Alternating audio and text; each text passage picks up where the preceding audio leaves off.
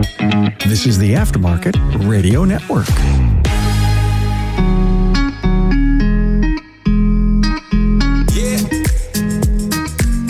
Welcome to another episode of Speak Up Effective Communication, the show on the Aftermarket Radio Network focusing our attention on our communication and our leadership skills. And in our episode today, we are talking about, well, my generation and the one following it, and probably generations in general, with two of my favorite colleagues with me today. We have Kent Bullard and Sara Fraser. Thank you so much for joining me. And hey, folks, we have a word of the day as we do on every episode. And it's so funny because Kent used it as we were talking before this meeting already. Today's word of the day is convoluted. It is an adjective, but we'll define this word for you after we hear a brief word from our sponsors.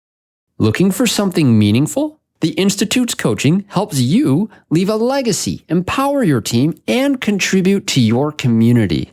Discover more at wearetheinstitute.com/business-assessment. Your partner in technology, AutoFlow is able to enhance your client interactions before, during, and after the visit from a single thread. To see how AutoFlow makes it simple, visit autoflow.com. Your trusted companion, ShopDog Marketing, is right by your side, attracting the best customers and building long-term growth.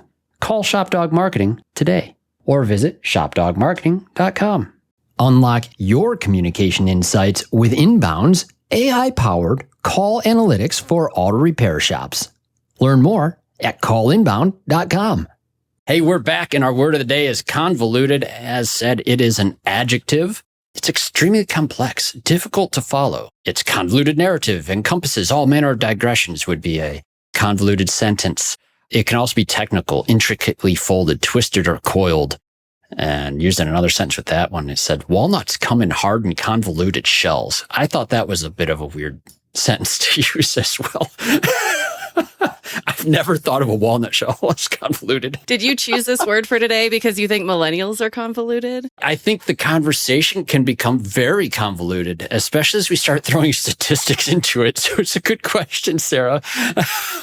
And I think it has been convoluted for a period of time. All right. Now, we're going to do the thing that we should never do on this is we're going to ask everyone their age, right? So I'm 42 in August, coming up, an elder millennial by my definitions of this. Kent, how old are you now? Well, I've gotten in my mid-40s, which hurts my heart a little bit. Well, maybe literally. But this year I'll be 32. Hey, good. All right. Just a little baby. Ah, that's great. I remember my 30s. They weren't that long ago. Sara? I know. Terrible question. Yeah, no, it's okay. Actually, in August, I'll be 40. So, and it's something I talk about a lot because people still think millennials are young. And I'm like, I'm going to be 40 this year. So we're not, you know? We're not young. And yet it's still talked about like it's the next generation. I mean, I still feel young. Me too. Good. Yes, that's excellent. As we should. And August birthdays, by the way, awesome. Nice. Kent, are you August too? No. Yeah, I don't know. You're so awesome. You should be. Oh, you were just nodding along. I wasn't sure. Awesome. People having birthdays. All right, you know? Well, what I love about this panel is we've known each other a while now, but all of us have entered this business from a generational family business in some context. Kent, everyone knows your dad, Cecil, and it's been great seeing you take on the role you have in the organization. Sara, everyone knows your dad, Bill Haas.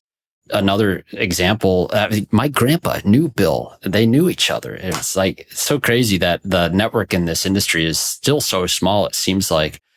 But we have I think, a shared perspective about what it's like coming into an industry like this. And that's where we wanted to take this conversation today. A lot can be said about communicating across generations. A lot can be said about millennials in general. Our industry has some really effective millennial leaders now. And we're still seeing older shop owners as well. Older as in your Xers or boomers. But hey, we are shaping the industry now. This generation is truly starting to shape this industry. We're pretty big and we're coming into our own now. So it's high time I feel like we understand it a little better. And this is where it gets really fun because Kent has taken he really spearheaded this. We were having a conversation with the gentleman from Apex. We were talking about generations with them, and you did a little bit of what I would call over prepping. I call it research. Kent? No okay? way. I don't like being unprepared. Let's say that, okay? I was a Boy Scout. Nice. I need a good compass recommendation for my hiking here when we talk later on, by the way. But here's the thing. Kent, truth, it's not over prepping. You're very analytical, and I really appreciate that about you because you do like to dive into the deepness of any topic that we're talking about because you're looking for the truth of the matter at hand. The survey that you put together is what I want to draw attention to for our listeners here at Speak Up. Our loyal listeners are really engaged in communication topics. I get some great questions periodically, a number of things, and I do see generational differences as a component that a lot of people struggle with, and it comes up all the time in training classes. I think every one of us has seen this, and Sara, probably none more than you, because you actually do teach and present on a class regarding generations. I've been a student in it. It gets people talking, and it's like, oh, yeah, we're making these associations and connections all the time. So statistically, I thought it'd be fun to go through some numbers that Kent had and then get your comments on each one as we go through. We picked a few, I think, ahead of time, which were really interesting to me. And so I'm going to give the number and a brief bit about that. And then Kent, give us the statistic about it. And then let's talk about each one for a minute, because I think these are absolutely on point with what I'm seeing in the industry. And the first number that I have here is 83%. And that is the number of people, as I understand it, Kent, that will have work done for them, but yet they still research. Yeah, it's funny that you look at this and they kind of mix between do it yourself and do it for me. They'll do all the research required for do it yourself. They'll do the YouTubes, they'll go online, they'll look at what's recommended, but then they'll have 83% of them will actually have a shop do the work for them. And this is specific to millennials, and this particular one? Specific to millennials. That also coincides with, and I didn't add this, but it also coincides with making sure that they're maintaining for the service recommendations and schedules as well. Maintaining. Oh, and Sara, I was just thinking, when are the millennials defined? Millennials were born 81 to 96. So I think our youngest millennials are, oh gosh, math is hard, but I want to say 27, 28 right now. It's going to be, 27, 28. So think about that though, guys. So they are following recommendations. They're educating themselves on the services that are being provided so that they have some context, right? I kind of see this more as I feel, and I brought this up at the last one, but I feel like there's a lack of mentorship and shared experience. You've got this gap. And so I think this is just further evidence to say, well, most people didn't necessarily have a mentor to talk to them about their car maintenance. So they're just going to go online and at least give themselves some context before they go into the shop and have somebody else do it. Well, and I think that transparency is so big to millennials. So being able to do that research ahead of time to know what it is that I'm getting done, what's actually happening when I drop my vehicle off. Am I paying for something that I actually need? Like kind of that finding the truth of the matter, doing all the facts, but not doing the work themselves, just wanting to make sure that they're doing the right thing and not having that guidance of somebody telling you, yeah, this is what you need to do or where you need to go. And a lot of that research comes down to influencers and things like that as well. Well, it seems like millennials are a bit more skeptical is one of the things I've learned. Sara, you talk about this. I would say X is far more skeptical than millennials. Yeah, Gen X is very skeptical. Millennials, I think the elder millennials still fall into that a little bit, but millennials tend to be more optimistic than like Gen Z you have is very realistic. Millennials are very optimistic. Gen X tends to be very skeptical and maybe even slightly towards pessimistic. Yeah, I wouldn't say millennials are skeptical. I'd say more so that they have trust issues. They're really hopeful, but they have trust issues. That's interesting. Good take on that, Kent. Yeah, I was in my dad's shop recently, and it was one of those days where I walked in and had a nice reminder of why I'm happy to be in software instead of the family business some days. There was a guy in there, and he had a whole printout of all these things on why a knock sensor code can turn on, because they had an issue where a knock sensor wasn't plugged in. It was a quality control problem. And that quality control problem led to that code happening after a transmission overhaul occurred. And now the guy's coming in armed to the gills with all the information he would need on why a knock sensor code can come in. I did not go and print that out, okay? I didn't. No, I'm just kidding. But I thought it was really interesting because there's this gentleman was handing over some research that he had done as though that were necessary. Why? Why was it necessary? Was it necessary to prove that he understands something so that he doesn't get ripped off?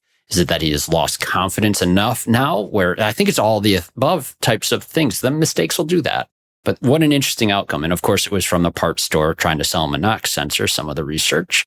But that's what they do. There's still some things that are continuing to not give our industry the best image out there.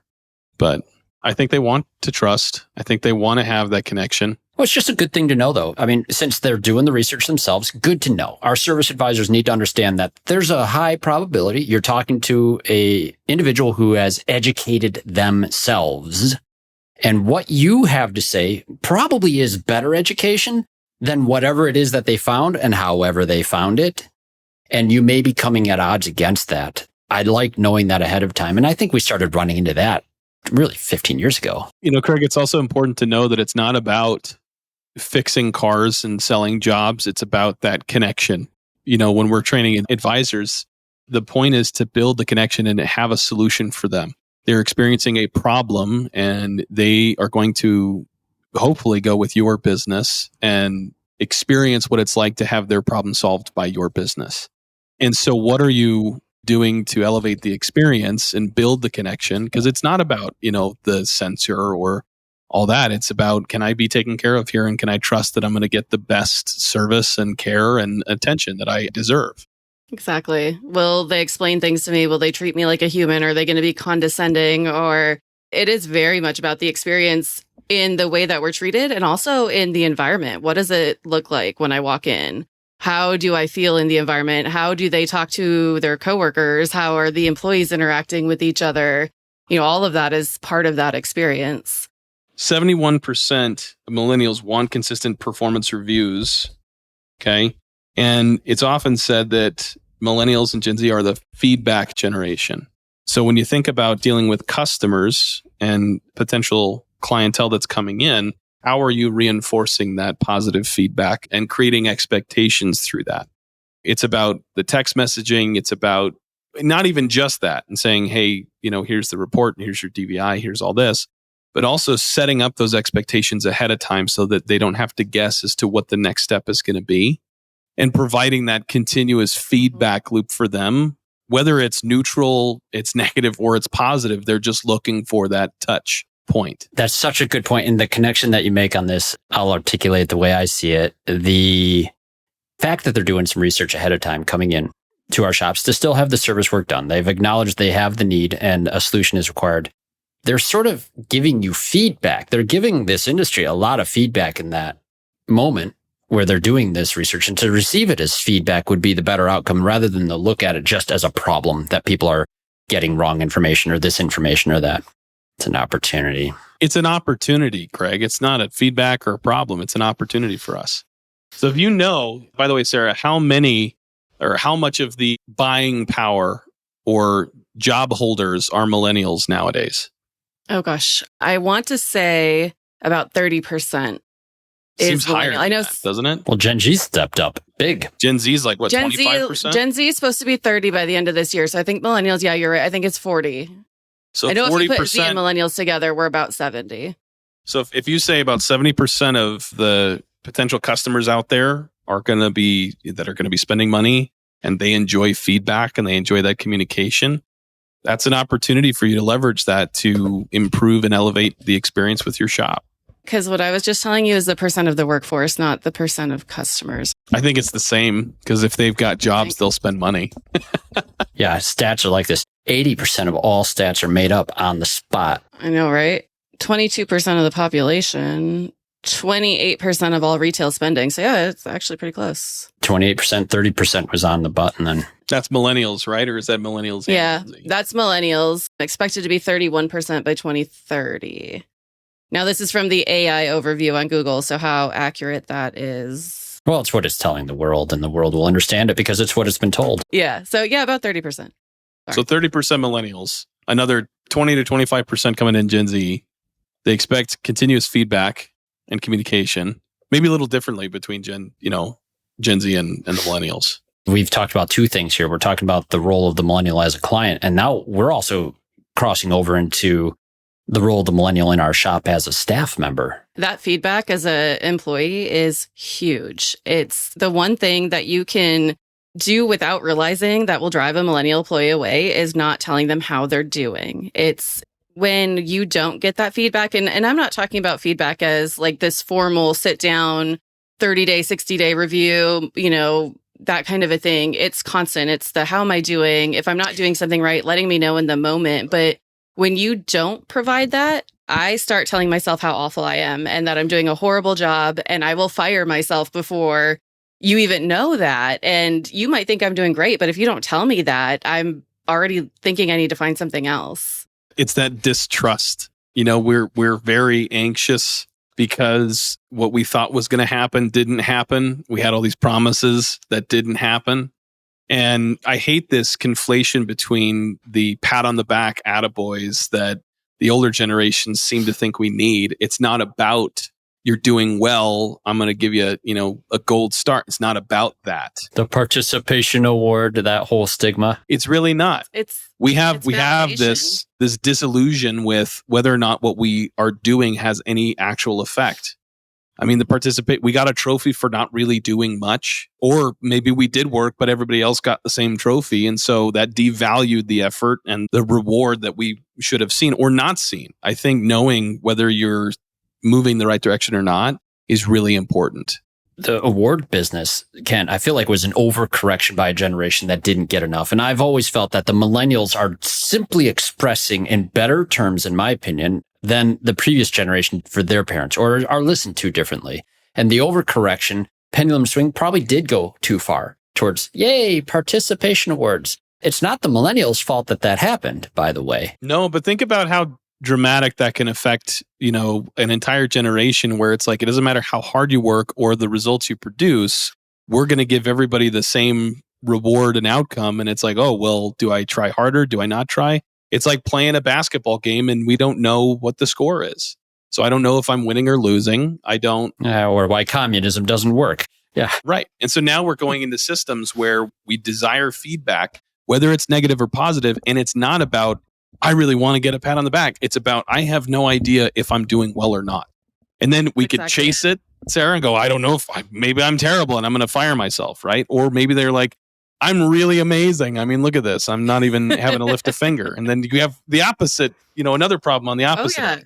So we see that. We see a lot of overconfidence in millennials or just saying yes to everything, which also tends to lead into the millennial burnout that we see because we think we can do everything. We were told we could do whatever we wanted. We were going to have it so much better. So we don't have good internal gauges as a generation.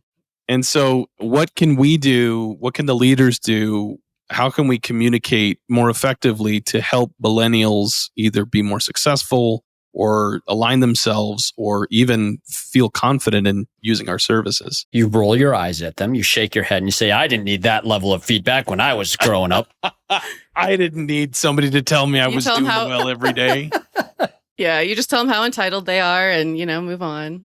It's really the being able to show the meaning, the why, the work that they're doing and why it matters and how they're impacting other people, whether it's customers, whether it's within that organization. But that validation of, you are doing something that matters and just that feedback of, okay, I'm on the right track or I have a path. You were talking about career paths earlier before we hopped on here. And that's just having that direction is really important.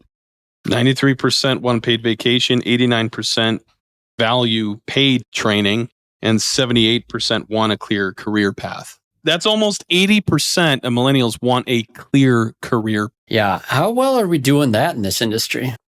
You can get old wrenching until you're 40, then you're old wrenching, right? Well, you know who is doing a good job of it? A lot of the manufacturers who've invested in those types of programs at universities who are lining up career paths and then having apprenticeship, journeyman, right? All of that laid out. Yeah, we learn these lessons slow in the aftermarket sometimes, and that's unfortunate. It's not hard. Start with something. Start with something. Anything is better than nothing. Yes. I'm always amazed. Our little transmission shop, knowing some of the people who went through there and where they're at now managing large organizations. My brother, who's managing a team of just crack diagnosticians and ADAS calibration specialists now and all the different things. Like, I couldn't even have imagined all the different directions you could go in this industry when I was young. I just thought you just become this, and then maybe you become like this tech in the shop or this tech in the shop, and that was it. But there are countless directions that we can go and cultivate people towards. And I feel like we are dropping the ball on that message when the people that we need are making decisions about what career they want to start. No one wants to just do one thing forever anymore, is what I've noticed. I interview people all day long, and that is one of the things that I get asked all the time. Is there growth opportunity? Or if I ask, what's the most important thing to you in your next job? Growth opportunity comes up there a lot. Or what would this position look like 5 years from now? Where can I go? And that goes advisors and technicians. Both are wanting to know what direction they're headed in. It's not an entitlement. It's just clarity. It's just clarity. You just made that so much less convoluted. The top shops in the industry don't stop at one location. At the Institute, we work with shop owners who want to expand, whether it's opening a second shop, acquiring new businesses, or building systems for long-term growth. Some of our clients are aiming for hundreds of shops, and we're helping them get there. Ready to scale? To get started, visit wearetheinstitute.com/business-assessment. It's time for today's Suck Less Spotlight from AutoFlow. Today's spotlight is on advisor eye twitches. Listen, clients like to stay informed throughout the repair process, and studies indicate clients are most satisfied receiving text updates versus phone calls. But call you they will, interrupting everything from estimating to quality conversations and your game of solitaire. That is, unless you text them first using AutoFlow. With AutoFlow's automated text updates, your phone only rings for the right reasons. That way, with less phone interruptions, your eye twitch will definitely suck less. For this and more things that could suck less, visit AutoFlow.com. Ready to boost your auto repair shop's success? ShopDog Marketing is here to help you. We put customers first using AI to create standout content that ranks. Harness the power of mobile first and voice search and let our expert team help you sweeten your revenue with more car count. ShopDog Marketing offers a free guide on using AI to drive more repair orders. Get your guide today and watch your auto repair shop thrive. Visit shopdogmarketing.com. Every professional auto repair shop needs a trusted communication partner. At Inbound, our established VoIP platform is backed by years of industry experience, guarantees reliable connections, and is combined with cutting-edge AI-powered analytics. We deliver actionable insights that support your business growth. With Inbound, you get more than just calls. You get a smarter, more efficient operation. Get Inbound on your team today and see how we can transform your business. Visit callinbound.com. Now, you just mentioned something too, Sarah, that plays with another statistic really well that Kent threw at us, and that is 73% is the percentage of millennials that are finding their job on social media, job listings. Is that driving with what you're seeing on the hiring side? A little bit. I mean, I would be curious to know what they identify as social media. Like, do they include Indeed in that, right? Like, or is it social media posts that are linked to sites like Indeed and ZipRecruiter kind of postings? I will say it is online. I mean, they're not going in person anymore to look for a job. LinkedIn is big, so I could see that, definitely being part of the social media part of that. And even if they aren't finding the posting through social media, they are going to go check out that company's social media before deciding if they want to work there. Now, I've gotten the impression Facebook's on its way out now. It seems to be an older audience across the board. LinkedIn, I feel like it's holding on, but I feel like it's moving in directions I haven't even been interested in going. And TikTok, YouTube, obviously pretty popular with other generations. I don't really see a lot on jobs for our industry and any platform because I've taken a step back from social media. I guess that's where I would lean on you two is, where do you think shops are actually effective right now? And maybe where should they be? I think would be the question that comes from this statistic, because 73% is a huge number. When you say YouTube, Gen Z uses YouTube more than Google search. If they want to find information, that's where they're looking. And I think we overall underuse that. I think you're seeing a lot of, especially Gen Z, stepping away from traditional social media, things like Facebook. And I don't even think they touch Facebook, but like Instagram, No, they'll tell you Facebook is for old people. They go on there to like see what their parents and grandparents are doing. It's not, you're not going to find anything about them on Facebook. Right. Yeah. I'm not the best millennial to ask because I obfuscated myself from social media in like high school. I detest it. Smart move. I didn't have social media in high school to get out. I mean, we had MySpace when I was in high school, but I think it's a growing trend. I mean, it'll be interesting to see too. And as one of the takeaways we want people to fill out the survey that we'll have linked in our show notes. So Kent has put this together. We really want to direct people there and continue to get more feedback. We want to close that survey around August 1st, you said, Kent? August 1st? So that'll be good to get some more input on this. I predict a trend and seeing a continuing decline in that percentage of people going for jobs on social media. But internet obviously is still a component, like Sarah's saying. So it's been an interesting thing to view. AI is starting to break the way that we find work.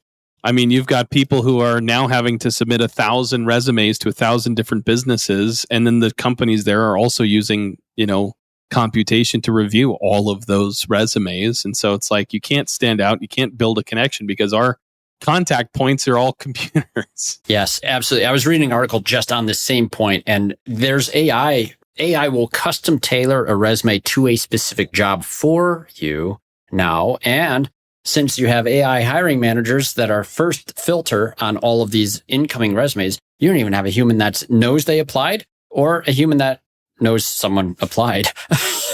It's horrible. It really is. But I hate to say it, but the boomers were right when they said just pick up a phone and call somebody. No, that I won't do. I would say that the Gen Z even has it better. And Sarah, you mentioned this before. Gen Z, they value face-to-face interactions higher than even the millennials did, and probably even more than the tail end of Xers and boomers. In-person networking is going to take on a new level of importance. I hope those interpersonal communication skills we talk about on this podcast all the time. Look for 73% to go down and down and down. I hope for jobs, man. I would say, yeah, be aware of it. You have to be able to be aware of it and be in both parts of this world today. It's not something you can go, well, I'm just not going to deal with it. It is the way that the system is built, and we have to learn the system enough to play it and maneuver within it to do what's right. And what's right is to find young talent, help them get aligned with a company that has good culture and has a path for them to learn and grow, and then invest in that. Good culture. So next statistic I found, this one was really cool too. 66% of millennials say they prefer flat teams and constant engagement. Can you explain that? Collaboration. So one, they don't want very tall vertical organizations in terms of, maybe a super manager, support, whatever. They're looking for more flat engagement because we see that personal relationship differently. That's why, you'll see boomers get really upset about, they called me by my first name and not by, sir or my whatever. It's like, look, we're all people. We're all wanting to, and it goes back to, they want mentorship. They want to have that connection with somebody that they can feel vulnerable enough to say, I don't know how to do this, or I need help with this. Right. And so I think that what you're seeing here is we've seen so much waste in having all these different levels of management. I think the bureaucracy maybe have prevented us from being more effective than we could have been, but it does go back to that interpersonal connection that we're looking for.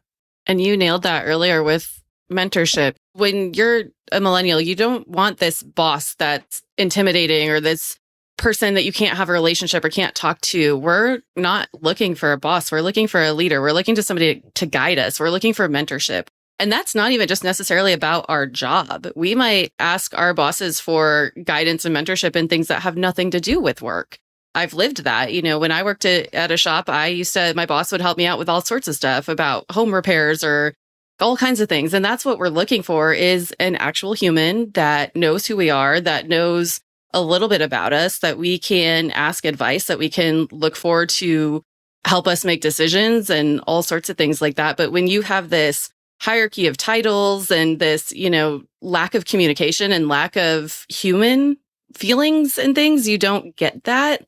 And we're seeing that in Gen Z too. Gen Z does not respect hierarchy. They don't care how long you've done something. It's what you know and how you treat them. That's what matters. They don't care about if you've done it for 20 years or 2 years. That doesn't matter. Contribution. I don't think they look at respect as earned. I think they look at respect as expected. It is the status I deserve as a person to be respected for who I am, where I'm at. And I can give you that same respect for you as a person and where you're at versus you haven't done the grind. You haven't earned my respect yet. They'll shut down. But that's why the guys in the grind often have a subculture in a shop environment sometimes where you do have a convoluted hierarchy that doesn't make sense to people. And what do you see? What the corporate team may see is like this subculture that is developed. But is that a subculture? I don't know. I think that might be the culture, and that's bucking up against that trend of things. And I see that in larger organizations more often than not, where titles matter more than in a smaller team. Yeah, titles. Millennials will definitely gravitate more towards democratic leaders than authoritarian leaders. They want their voices to be heard. They want everybody's opinion to be valued and included. So that's kind of the process that they look for versus the kind of leader that's my way or the highway, or the because I said so type thing, or we've always done it this way. I mean, that's not what we're looking for. I think there's a lot of misunderstanding about a lot of our positioning and why we are the way we are. You know, looking at the survey from the people who have submitted so far, some of the things they feel is keeping the younger people from entering or even staying in. At the very top of the list, it's things like low compensation or compensation plans. And then immediately after, it's life and culture. And it's not because they want the money, it's because they need security. It's not an entitlement. It's not I'm earned this, I deserve it. It's I absolutely need this. And if you go back to Maslow's hierarchy of needs, if we're not fulfilling the basic, support for income and getting their resources sorted out, they can't think about anything beyond themselves in terms of connectivity with our team or even moving beyond that to, their own competency and growth. And you do not want a team that's just in a chaotic environment that feels like they have to get done what must be done only because they're trying to get their basic needs met. It's a recipe for chaos and destruction. I see that in the busiest shops where the most stressed out people are, and they cannot get ahead of themselves in those environments. We need more space. And I say space in terms of resources, in terms of time, in terms of allowing for the growth and development. I mean, I'll ask in class, how long did it take master techs to become masters? And Craig, how long does it normally take? Oh, gosh, 15 years? What's your degree of mastery? Yeah. Okay. So are we allowing for the space? Are we supplying them with the tools, training, resources? And then allowing them, or are we saying, okay, you just came from, the college. I need you to churn 40 hours immediately. And also figure out diagnostics, but I can't have you do diagnostics because you're not experienced enough. So I'm going to put you on more of the grunt work jobs, and I'm not going to provide you an opportunity to even practice diagnostic skills because I have to have somebody else who knows how to do diagnostics. But I also need you to start learning how to do it, but I'm not going to give you time to do it. Time is money. Money is time, and we don't have the time and we don't have the money. Space is key. My brother took years to become an expert diagnostician, and that was not the most production from him in those couple of years.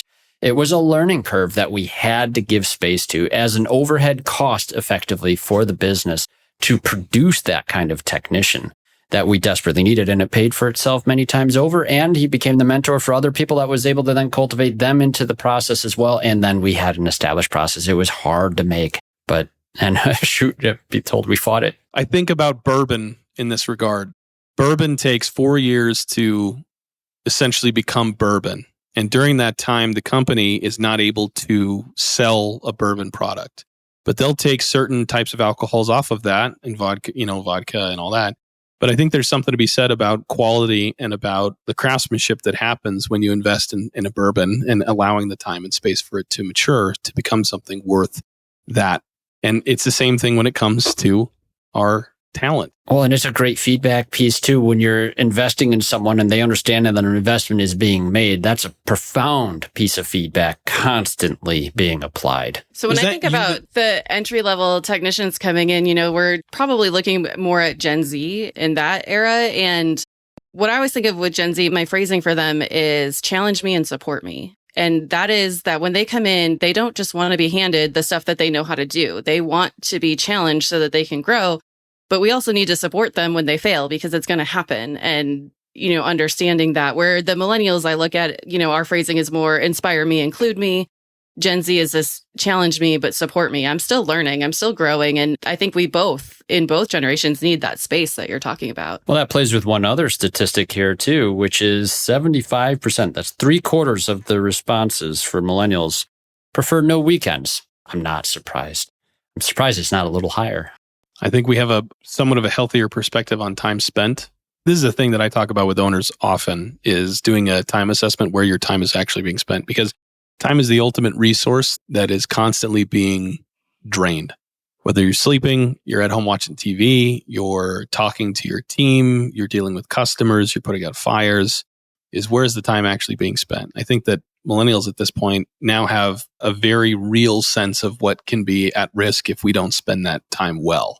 So we're a little protective of it. Very protective of it. As a parent, elder millennial parent of Generation Z, my son will be 20 in September. In the part-time job world, while he's doing school, it's a little bit more challenging to not have a job on the weekend. And what I'll tell you is the most frustrating thing for me and my wife is, okay, we have our weekend right here. We're going to go do something as a family. And he can't participate in that.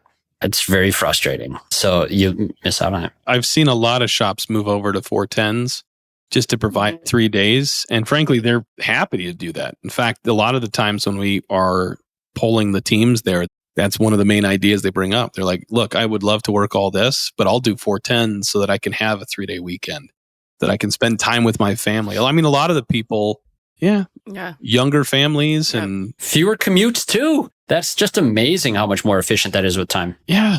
Yeah. We're seeing shops that do it are making more money too. Like we've talked to shops that have done it saying, hey, we're going to do it for the summer and then we'll go back in the winter, and they don't go back. They're like, we'll never go back. This is the way to do it. You get diminishing returns when you burn out your team. Yes. Oh, I see so many organizations not realize that, guys. It's so frustrating to see. I do see 7-day work weeks out of some people. And I get it. You can stagger your team and you can still have portions of the team do that, but still, who wants to do it on these days and who wants to do it on these days becomes the issue. When you do the 410 stuff, is it pretty universal, like no Friday, Saturday, Sunday, or is it more like Saturday, Sunday, no Monday? Or We've seen both. I know shops that are both. Yeah, Saturday, Sunday, but it's either Friday or Monday is usually the third day. We also have a shop that does kind of a hybrid where they are open 5 days and the employees kind of have the option to do the 410s or the 5 days. Still staggered. Yep. Is that more normal? I only know of a couple of shops that are doing that way. I think most of the shops I know that have it are just the 410s. But if you think about families that have younger kids and sports and things like that, working that long 10-hour day, you're not getting home until maybe 6, 7 o'clock at night and missing out on some of that. So there's, what makes the most sense. Wow. No one right answer, is there? Interesting. Yeah, no weekends, though, was always my reality growing up. That was one thing our family business, I think, did great. Weekends were sacred. And even though, maybe we miss out on some jobs over the weekend, wasn't necessary to improve our quality of life, which was good. That was good. I am glad that has maintained for most people. And it always makes me a little sad when I see, especially technicians that are required to work 6 days of the week, even where they have that 1 day off. Man, that is just burnout waiting to happen in this industry. Yeah, not only is it physically exhausting, but it's also mentally exhausting, especially if you're dealing with, more complex diagnostics. It can really drain you. Yep, or heavy repair. Yep, or seasonals. I mean, there's a sweet spot. It's not like they only work 2 days a week. You have to have some level of stress so that you're in that optimum zone, right? And urgency and pressure. But, if you're in the right environment, allowing the space for the things that they find important and valuable to them, like spending time with their kids. Or when you're a young man and you got nothing else to do other than work and earn money so you can start your life, maybe overtime opportunities can fill the gap. And that's another thing that is not talked about very often. And I do know for a fact my son loves those opportunities. And what's weird is his organization, one of them that he's with right now with a car wash, is hawkishly preventing anyone from going over 40 hours. I swear their managers are actually incentivized to not allow overtime pay to happen, even though you have some kids that are working that are hungry, eager. Interesting, isn't it? One other statistic here that I thought really stood out, 84% say reviews matter. Goes back as to far as making authenticity. decisions. Yeah, for who you're doing business with. We're back to a client, I think, mostly in this case, although probably not only. This is probably true for staff members looking at businesses too before they apply. If I'm really looking at a business, whether to work with or work for or to hire, those reviews are massively important. And at least for me personally, I can tell when the reviews are fake. And it's unfortunate because think about the way that systems and society go. Just in main retail, it's required online in order to have reviews to build up that rapport to even get found in Google. So there's massive things like, review farms. Luckily, I don't think that that's happened here in this industry yet, but it's a necessary evil because a product and service won't get found unless they have reviews, and they won't get reviews until they get business. And the AI knows it too. I was working in a shop I worked there for 7 years ago. So, this was a while back, and we were a used car dealership, and we had companies approach us about that, about like creating reviews for us and all of that. And it's, we had great reviews. We really encouraged our customers to go on there and leave that feedback. And as somebody who's doing that research to decide who I'm going to do business with, as a millennial, I'm definitely looking at reviews. And typically I'm looking at their most recent, and then I'm looking at their lowest. I'm not looking at their lowest to be like, how did they mess up? I'm looking to find out how did they respond to that unhappy person. And I don't expect that, companies are going to have 5.0. Actually, I think that most millennials will then think that that's fake if they're all perfect. 4.8, right? 4.9. Yeah, we expect there to be, you can't make everyone happy, but then I want to know how was that handled? And so this is my advice to shop owners is when you get those bad reviews, because they happen, right? Things happen. And when you're writing that response to it, don't think about that person that is really upset with you that wrote it, because they may or may not come back to read it. But who is reading it is every prospective customer and every prospective employee who's considering working for you is who's looking, especially in this generation. Like that's where we're looking. Really good point, Sarah. Because it sticks and it's there. Yeah, it isn't just for the person.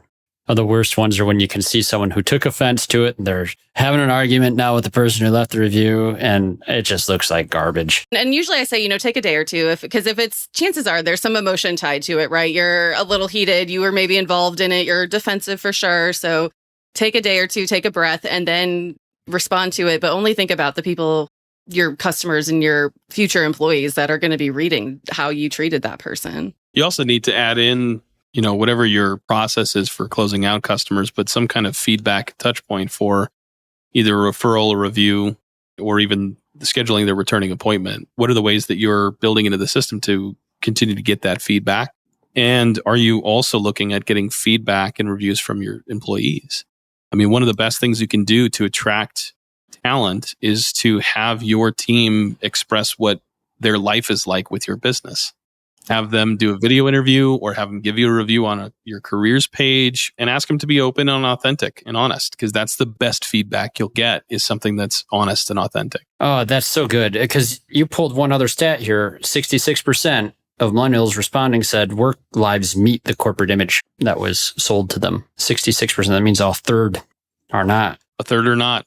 And so if your team is saying, I get supported here, I get leadership training here, they're investing in my development, they've got a career path for me, the benefits are fantastic, I'm taken care of financially, and they just talk about their experience in the team is really great to work with, they're all very supportive, and it's just up on your either YouTube channel or on your website, or even if you have it in writing, and they give you a review as an employee on those. I think there's a few other sites out there that you Glassdoor.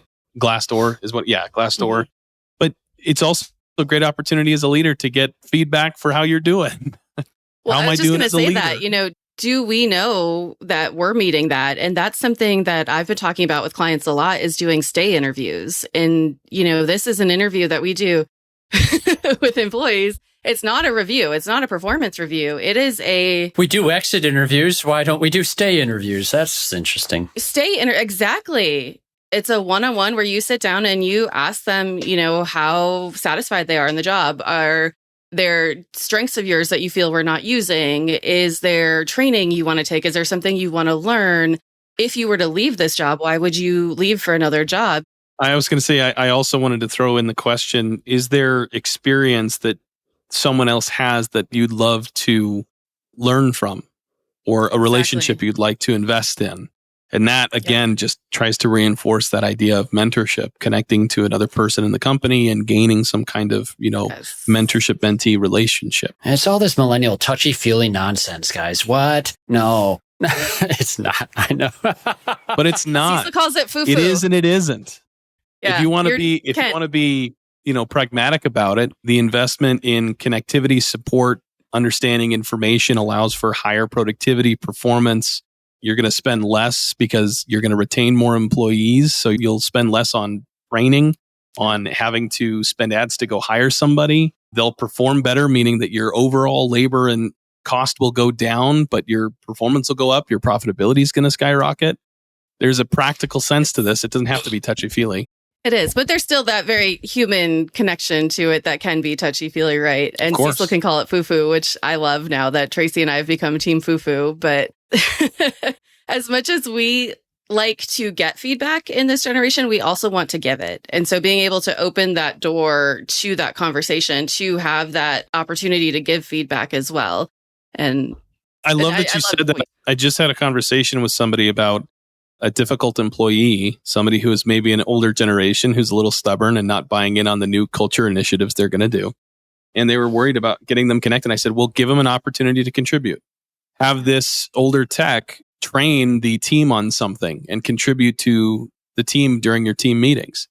And I challenged them, go do this. And they went and they talked to them about this and they gave their 15-minute training element during the lunch. And they were like, they reported it was the first time I'd seen that person smile. It's like, it's not just about the millennials wanting to give feedback. I think the older generations want to also give their experience and give their knowledge, but it's that relationship's been severed. So find opportunities for everybody to contribute their value to the group, to the organization, to the team. Well said. Yeah. One of the things I teach my son too, as a Gen Zer, I said the best thing that you could do when you go into a job, and there's a guy there that's been doing it for a while too, ask them questions and don't respond with their answers like, I know. Let them teach you something. It will make them feel good and they'll see you better as a result of that as well. And that's a great bridge for generations to be aware of as we learn to engage each other better. Super cool conversation, guys. This time flies when we're having these chats. Any closing remarks you want to throw in? Sara, you want to go first? I think just being more open-minded instead of trying to categorize. The millennial thinks this way. The Gen Zer thinks this way. We need to change everything to meet their expectations, right? And I've had that conversation when I've taught these classes before. I've had somebody in class literally say, well, I don't understand why we need to cater to them. And this was a class on attracting millennial and Gen Z employees. Before I could even respond, somebody on the other side of the room shouted out, because we need them more than they need us. And so I think changing the perspective, it's not catering to this generation. It's learning and understanding and having conversations and having the communication to find out the needs and meet those needs. Nice. Ken? My biggest thing, and I wrote this down a few times, it's find and invite contribution. Contribution is not just I'm giving you something, but it's also the receiving of that thing, meaning that we need to practice listening and understanding. I don't care what generation you are, we all have to work together. We're all on the same team. And I think that that's what people don't realize, is that we're either going to, sink as a team or we're going to swim as a team, and find the opportunities for the team to contribute and enjoy those contributions. Very nice. Hey, I hear Toastmasters Club's a great way to practice those sort of things, the listening and contributing. I had to throw it in. No, Ken, thanks so much. And Sara, thank you too. This is such a fun conversation to have, and I trust it'll be the same for our listeners. And hey, remember, listen up to the other shows on the Aftermarket Radio Network as well. Carm Capriato started it all really with podcasting and Remarkable Results Radio. And he brought Matt Fonzo on. I don't know why, but he has a show. It's Diagnosing the Aftermarket A through Z. No, Matt is wonderful. And in terms of a technical mentor, you'll find such good humor in him. He's fun to learn from. And then Business by the Numbers with Hunt Demarest. And he's great too. Makes numbers fun, even though they're not fun at all for me. And you have the Auto Repair Marketing Podcast with Brian and Kim Walker, and the Weekly Blitz with Coach Chris Cotton. And folks, we want to drive you also to give us the feedback in the form of the survey that Kent has painstakingly created. So please visit theaftermarketradio.com and find the Speak Up link, and we'll make this link in our show notes for this episode, and we'll push it out to you a few other ways as well. And if you have questions for me, reach up, speakup@craigoneal.net. by email, I will happily share the link with you there as well. Ken, thanks so much. Can't wait to see you later in September. Thank you, man. In Ogden, right? What is it? September 4 for Mars? Is that right? 4 through 6? September. September 4 through 6. Okay, I'll be there. I'll be doing some speaking with y'all, and I am definitely going out in those beautiful mountains, and I'm bringing my wife this time. So if anyone hears this and they want to go for a hike in Ogden, the Mars conference put on by the Institute, it's going to be a lot of fun. Sara, you've been to Ogden. I have. Beautiful. It looks fake. It's so pretty. It looks fake. Like the entire time, I'm just like, it's like whatever that movie was, where Jim Carrey is stuck in that fake little bubble. And is that the Truman Show? I think that might have been. Anyway, I'm like, Truman Show. Yeah, I'm like, it just looks fake. It's so pretty. I'm a millennial. I don't trust it. It's terrible, everybody. Don't come here. It's gorgeous. No. Cost of living is already tremendously high, Kent. You don't have to worry about too many people moving there. No, like, stop moving here. No. But that Great Salt Lake, I got to tell you, with the Michigan lakes, no, man, we know what Great Lakes are here. But they're not salty. Oh, thank you so much, everyone, for listening. Thanks. Now, please go out there, listen up, speak up, and you know what? Get these generations to contribute more. I think that's a great goal. I love it. Thanks, guys. Thank you. Thanks. You've been listening to Speak Up, Effective Communication with Craig O'Neill on the Aftermarket Radio Network. Follow Craig on your favorite podcast listening app and on his YouTube channel. Let him know what you'd like him to speak up about. Craig is all for advancing the automotive service aftermarket.